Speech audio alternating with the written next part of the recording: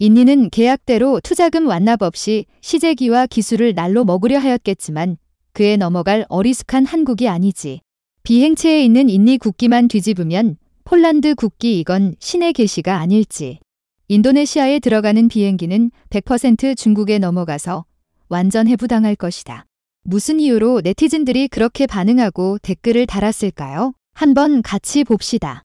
올해 초 K9 자주포 계약부터 FA-50까지 한국산 무기를 대거 도입하려 하는 이집트에서 놀라운 탄성이 흘러나왔습니다.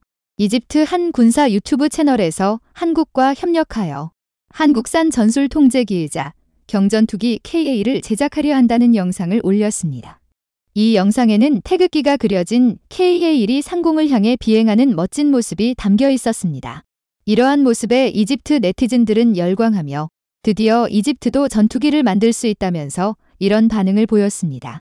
이집트는 자체 항공기를 만들 수 있습니다.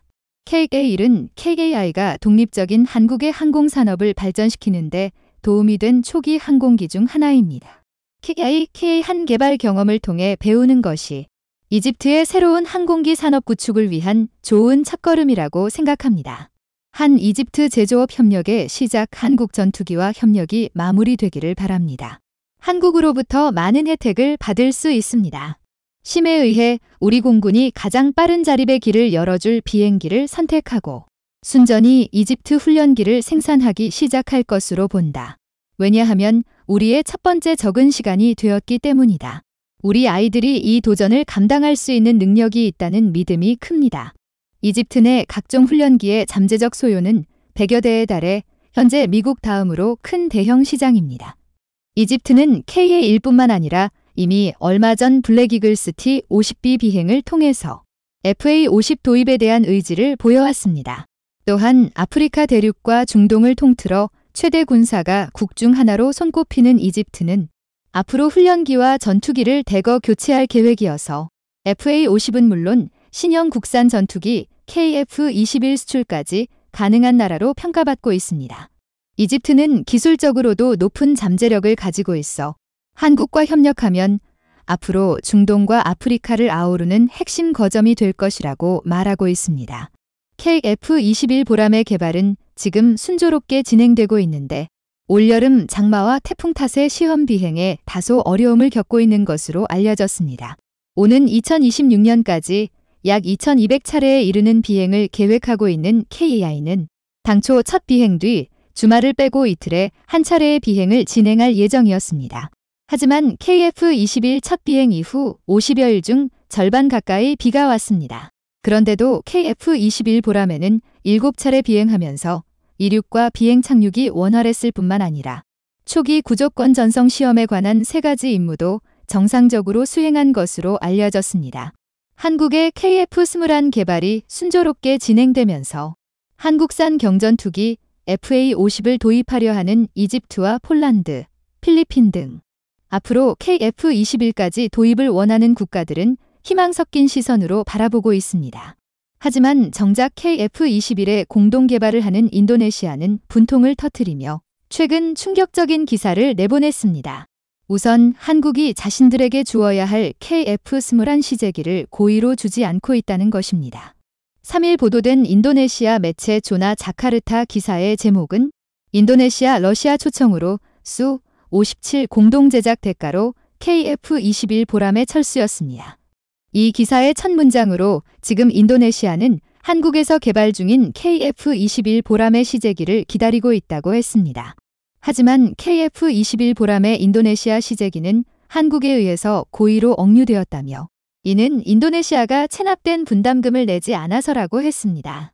그러면서 이 매체는 러시아가 인도네시아의 수-57 공동 개발을 제안했다고 했습니다. 일각에서는 이러한 기사에 인도네시아가 분담금을 내지 않아 한국이 시제기를 주지 않자 인도네시아가 그러면 KF-21을 포기하고 수-57로 갈 수 있다고 겁을 주려는 게 아니냐는 말까지 나왔습니다. 이미 인도네시아는 밀린 분담금을 내지 않고 프랑스 라팔과 F-15의 스비를 구입했기에 실제로 이러한 상황이 와도 이상한 것이 없다고 했습니다. 그런데 이 인도네시아 언론은 한국이 인도네시아와 협력을 중단할 수 없는 이유가 있다고 했습니다.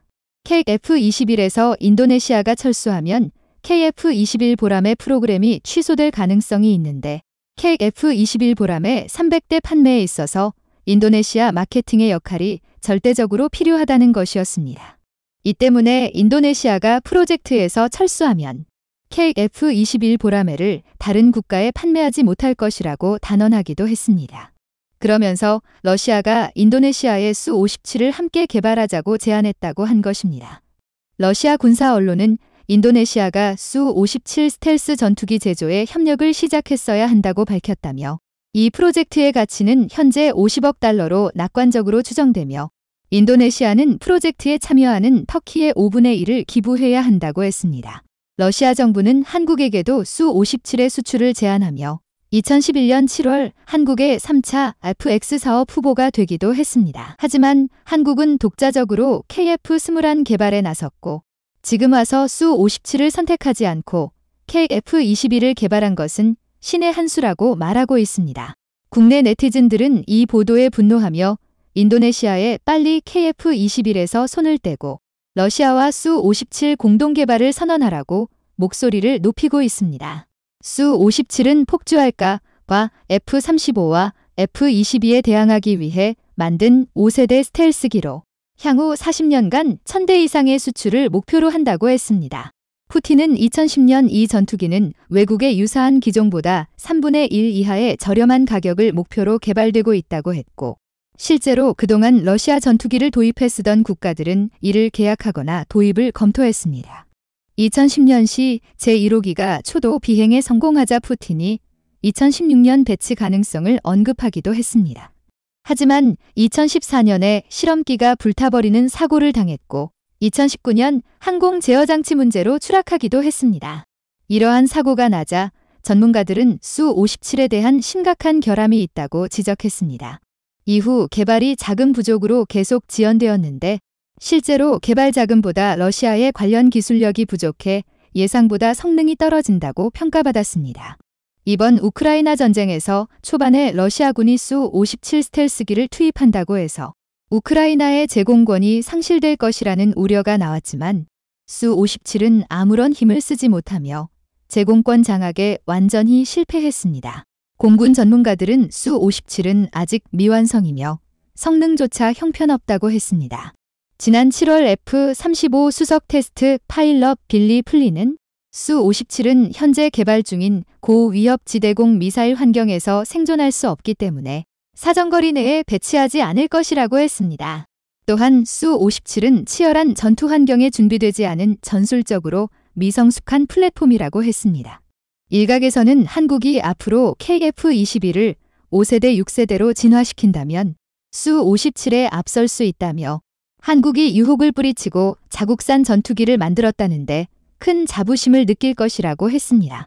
지금 KF-21 블록 2는 폴란드와 함께 개발할 수 있다는 말이 나오고 있는데 KF-21 블록 2는 5세대 스텔스 전투기로 벌써 한국은 5세대, 6세대 계획을 보여주고 있습니다.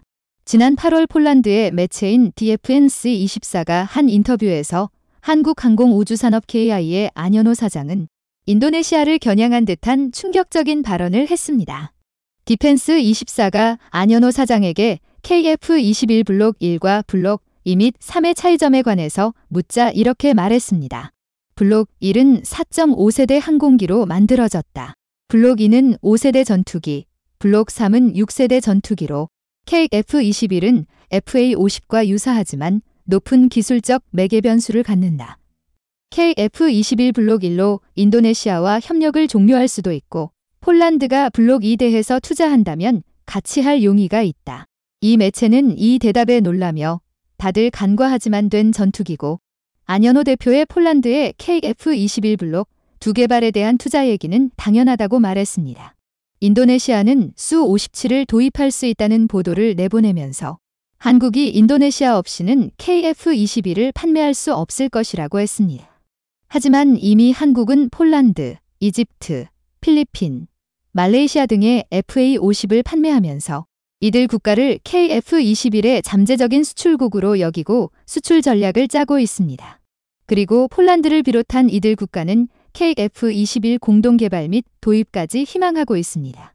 일각에서는 하루빨리 인도네시아를 러시아와 수-57 개발을 하게 하고 한국은 KF-21 블록 이 정말 파트너가 될 수 있는 폴란드와 손을 잡으라고 말하고 있습니다. 다음은 관객들의 댓글입니다. 인니는 러시아 중국과 친하기 때문에 KF-21 전투기 핵심 기술이 넘어갈 수 있다. 인니는 패스하는 게 국익에 이롭다고 본다. KF-21 블록 1은 공대 공기능을 갖춘 4.5세대 전투기임. 블록 2는 블록 1에 공대지 기능을 부여한 4.5세대 전폭기임. 블록 3는 여기에 내부 무장창을 갖춘 완전한 스텔스기인 5세대 제공우세기임. 잔대가리 굴리며 저울질하던 불쌍한 후진국이니? 느더리 돈을 모두 납부하여도 이미 늦었단다. 돌아선 한국인의 마음은 다시 되찾을 수 없단다. 말하고 있습니다. 폴란드랑 공동개발? 역대 어디든 공동개발이 성공한 케이스가 있나? 지분관계 추후 정리가 상당히 어려운데 그냥 독자 개발이 답인 듯. 좋으셨다면 구독과 좋아요 부탁드립니다.